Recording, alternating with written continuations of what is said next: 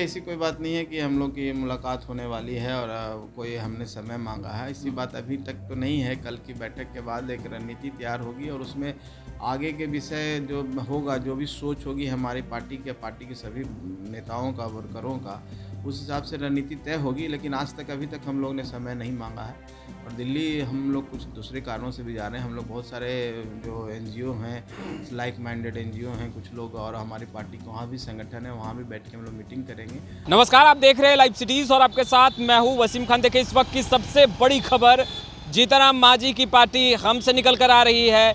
जीतनराम मांझी की पार्टी नहीं जाएगी बीजेपी के साथ, ऐसा हम नहीं कह रहे हैं। ऐसा हिंदुस्तानी अवाम मोर्चा सेकुलर के राष्ट्रीय अध्यक्ष संतोष सुमन कहते नजर आ रहे हैं और ऐलान कर रहे हैं कि बीजेपी के साथ फिलहाल नहीं जाएंगे। क्या कुछ कह रहे हैं संतोष सुमन, सबसे पहले आप वो सुनिए।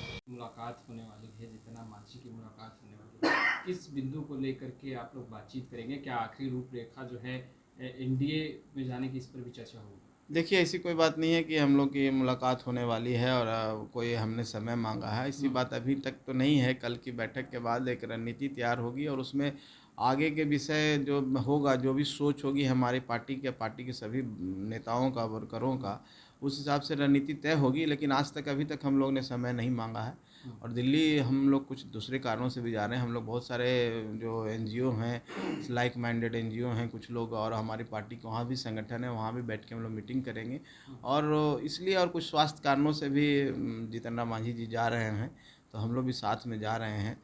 लेकिन राजनीतिक एजेंडा अभी नहीं है। कल के बाद हम लोग निश्चित तौर पर अगर मिलने की बात होगी तो आप सबको बता देंगे, कोई छुपी हुई बात नहीं रहेगी। अभी तक कोई बातचीत नहीं हुई? अभी तक कोई बातचीत नहीं हुई है और कल के मीटिंग के बाद अगर ऐसा लगता है कि हम लोग को बातचीत करनी चाहिए, ऐसे तो हमारी जो राय है व्यक्तिगत राष्ट्रीय अध्यक्ष होने के नाते, मैं चाहता हूं कि अपनी पार्टी को 6 महीने तक तैयारी करें, हम लोग स्ट्रगल करें, रोड पर आएँ और जनता के मुद्दों को उठाएं और जनता के बीच में जाएं, ताकि गठबंधन तो अंतिम समय भी होता है, गठबंधन तो होता ही रहेगा। हमारी जो महत्वपूर्ण उपयोगिता लोगों को समझ में आएगी कि हम भी एक लोकतंत्र के खूबसूरत पार्ट हैं, जिसको कि माले के और लेफ्ट के नेताओं ने बोला, दीपांकर भट्टाचार्य जी ने बोला, तो उस खूबसूरती को बरकरार रखने के लिए हम लोग पूरी कोशिश करेंगे। और ये कोशिश करेंगे कि जिन लोगों ने हमको एक गलत फहमी में मर्ज करने की बात कही थी, उनको समझ में आना चाहिए कि पार्टी के अस्तित्व है और पार्टी का भी सम्मान है। अगर आपकी पार्टी का निर्णय होता है कल के बैठक के बाद और एनडीए की ओर रुख करते हैं, तो जो बातें आप दोहरा रहे थे कि 5 सीटों पर लोकसभा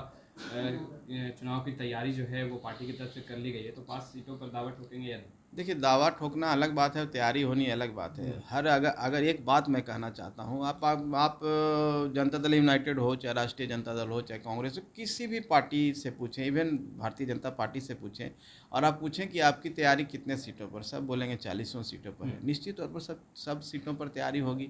बिहार एक यूनिट है, बिहार में हम लोग सब हैं, गठबंधन भी होता है, सभी सीटों पर हमको एक दूसरे को सहयोग करना है। तो अगर हमारी तैयारी 40 सीट पर है, इसका ये मतलब नहीं है कि हम कह रहे हैं कि हम 40 सीट पर लड़ेंगे। इतनी बड़ी पार्टी है, जो मानते हैं जनता दल यूनाइटेड की हमारी सबसे बड़ी पार्टी है।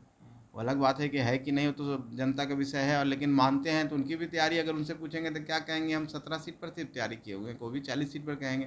तो अगर 40 सीट पर कहेंगे, इसका क्या मतलब है? 40 पर लड़ेंगे तो राजद कहाँ लड़ेगा, कांग्रेस कहाँ लड़ेंगे, माले के लेफ्ट के लोग, जो उनके गठबंधन के लोग कहाँ लड़ेंगे? अगर भारतीय जनता पार्टी भी कह रही है कि हम सब सीटों पर रहना तैयारी है, तो इसका मतलब है कि फिर वो अलायंस नहीं करेंगे, अकेले लड़ेंगे। ये सब बातें बेबुनियाद हैं और ये बातें मिथ्या है और जानबूझ के इस तरह की बातें को फैलाया गया है, मिसअंडरस्टैंडिंग, जनता के बीच में भ्रम फैलाने के लिए। और भ्रम से लोगों को दूर रहना चाहिए और ये समझना चाहिए कि हमारी तैयारी है और हम अपनी तैयारी का जायज़ा आपके समक्ष रखे हैं कि हमारी मजबूत तैयारी थी उस समय उतने सीटों पर, हम 8 सीटों पर अब तैयारी कर चुके हैं। आने वाला लोकसभा का चुनाव आते आते हम 20-25 सीटों पर पूरी तैयारी कर लेंगे। तो इसका ये मतलब नहीं कि हम चुनाव लड़ेंगे।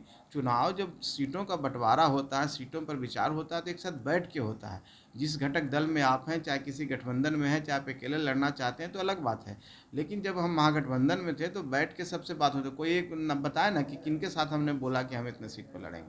हम कहाँ, कौन सी जगह पर बोले? हम तो मीडिया में बोले कि हमारी तैयारी मजबूत तैयारी है 5 सीटों पर, हम 3 सीट पर और तैयारी कर रहे हैं और मेरे कार्यकर्ता चुनाव लड़ना चाहते हैं। किस पार्टी के कार्यकर्ता चुनाव नहीं लड़ना चाहते हैं? क्यों नहीं? उनकी इच्छा होगी, वो जब मेहनत कर रहे हैं, उनकी महत्वाकांक्षा है, वो भी समाज सेवा में आए हैं, जनता के बीच में रहना चाहते हैं, जनता के मुद्दों को लोकतंत्र है कि मंदिर जो है जिसको लोकसभा कहते हैं चाहे विधान सभा कहते हैं, वहाँ उठाना चाहते हैं, तो उनका अधिकार है, उनका हक है, उससे भी कोई छीनना चाहता है तो बाबा साहब में विश्वास नहीं रखने वाले लोग इस तरह की बात करते हैं। तो आपने सुना, हम के राष्ट्रीय अध्यक्ष संतोष सुमन ने ऐलान कर दिया है कि बीजेपी के साथ फिलहाल हम पार्टी नहीं जाएगी, क्योंकि अभी जनता के बीच जाना है, जनता के बीच रहना है, उनके सुख दुख में रहना है, और जब चुनाव के वक्त नज़दीक आएंगे उस समय पार्टी के तमाम नेताओं के साथ बैठकर तय किया जाएगा कि गठबंधन में जाया जाए या फिर नहीं। खैर, इस वीडियो में इतना ही। अब तक आपने हमारे चैनल को सब्सक्राइब नहीं किया, तुरंत सब्सक्राइब कर ले। आपका बहुत बहुत शुक्रिया।